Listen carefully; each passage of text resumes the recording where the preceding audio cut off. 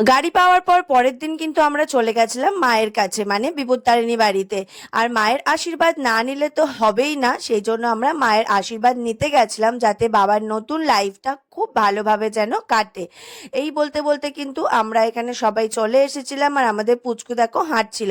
আর বোন বাবা সবাই মিলে মায়ের কাছে গেছিল পুজো করতে, মায়ের কাছ থেকে অনেক আশীর্বাদ নিতে। নেওয়ার পর নিচে এসে কিন্তু ব্রাহ্মণ মশাই বাবার গাড়িটাকে পুজো করে দিচ্ছিলেন। এরপর বোন এখানে বাবার গাড়িতে মালা লাগিয়ে দিচ্ছিল, আর বাবা কিন্তু চূর্ণি লাগাচ্ছিল। তারপর ব্রাহ্মণ মশাই বলে গেছিলেন ধূপ আর মোমবাতি দিয়ে ভালোভাবে গাড়িটাকে একটু ঘুরিয়ে নিতে। বাবাকে বলেছিল 3বার ঘুরতে, বাবা সেই কথা মতো 3বার ঘুরছিল। তোমরাও সবাই কিন্তু অনেক অনেক আশীর্বাদ করো যাতে আমার বাবার নতুন জীবনটা কিন্তু খুব ভালোভাবে চলতে পারে। তো এই করতে করতে কিন্তু আমাদের পুজো দেওয়া কমপ্লিট হয়ে গেছিল। আর আমার ভিডিওটা কেমন লাগলো সেটা কিন্তু অবশ্যই জানিও। তো নেক্সট ব্লগে দেখা হবে, টাটা।